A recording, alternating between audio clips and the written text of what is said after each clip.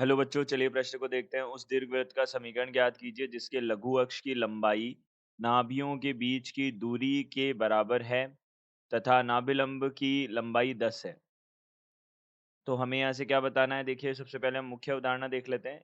यहाँ हमें दीर्घवृत्त का समीकरण बताना है जिसके लिए हमको यह दिया हुआ है कि लघु अक्ष की लंबाई जो है वह नाभियों के मध्य की दूरी के बराबर है। तो नाभिलंब की लंबाई हमको 10 दी हुई है।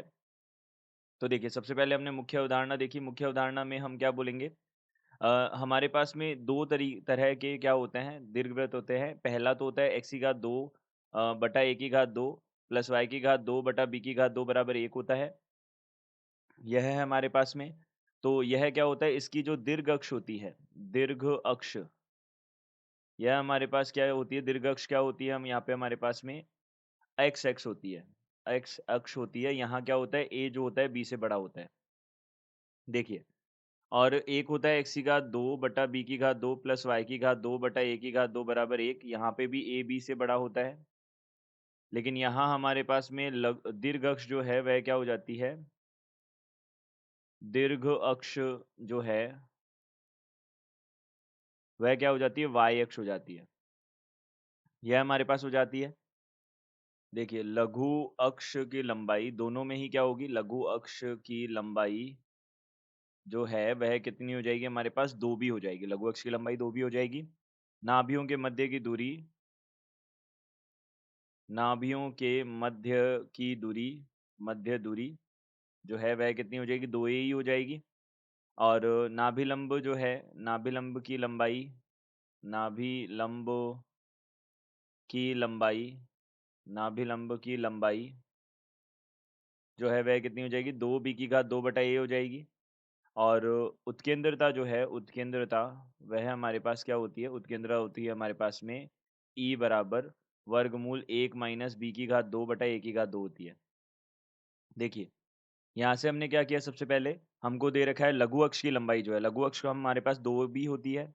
यह किसके बराबर होगा? यह हमारे पास बराबर होगा नाभियों के मध्य दूरी, यानी कि 2ae के बराबर होगा। तो 2ae के बराबर होगा। तो यहाँ से हमने 2 से 2 काट दिया, b बटा a जो है वह e बन गया। अब देखिए, हमारे पास ई का जो सूत्र होता है वह क्या होता है? ई होता है वर्गमूल 1 माइनस बी की घात 2 बटा ए की घात 2 होता है। तो यहाँ से हम क्या बोल सकते हैं? ई की घात 2 बराबर 1 माइनस, यहाँ से ई की घात 2 हो जाएगा क्योंकि बी बटा ए तो हमारे पास ई है। तो यहाँ से ई की घात 2, 2 ई की घात 2 बराबर 1 हो जाएगा। तो यहाँ से ई बराबर कितना हो जाएगा? 1 बटा वर्गमूल 2 हो जाएगा। ई जो है वह कभी भी ऋणात्मक नहीं होती, तो हमें ऋणात्मक लेने की जरूरत नहीं है, धनात्मक ही ले रहे हैं केवल।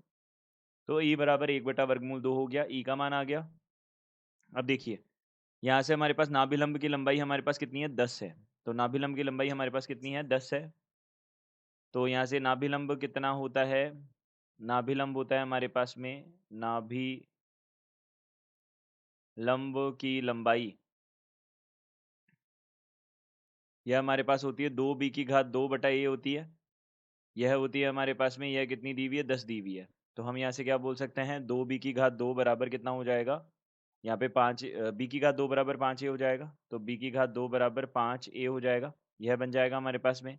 अब e हमको दिया हुआ है, तो हम यहाँ से क्या कर सकते हैं? देखिए, यहाँ से हम क्या कर सकते हैं? ई का मान हमारे पास है, बी ए में हमारे पास एक संबंध है और दूसरा संबंध हम उससे निकाल लेंगे। तो बी यहाँ पे देखिए, ई की घात 2 बराबर 1 माइनस बी की घात 2 बटा ए की घात 2 है। तो यहाँ से हम क्या बोल सकते हैं? देखिए, ई हमारे पास में कितना है? 1 बटा वर्गमूल 2 है। तो यहाँ से 1 बटा 2 आ जाएगा, बराबर 1 माइनस बी की घात 2 बटा ए की घात 2 हो जाएगा। तो यहाँ पे बी की घात 2 बटा ए की घात 2 बराबर कितना आ जाएगा? देखिए, बी की घात 2 बटा ए की घात 2 बराबर हमारे पास आ जाएगा 1 बटा 1 माइनस 1 बटा 2, ये 1 बटा 2 आ जाएगा। ये हमारे पास बन जाएगा। अब देखिए, यहाँ से हम क्या कर सकते हैं? इस समीकरण से, समीकरण 1 बोल देते हैं इसको, इसमें से बी का मान यहाँ पे रख सकते हैं। तो 5a बटा यहाँ पे ए की घात 2 बराबर कितना हो जाएगा? 1 बटा 2 हो जाएगा। तो यहाँ से a बराबर कितना आ जाएगा? 10 आ जाएगा।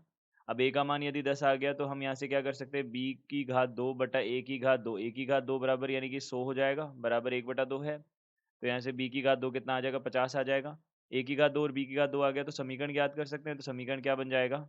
दीर्घवृत्त के समीकरण, दीर्घवृत्त का समीकरण।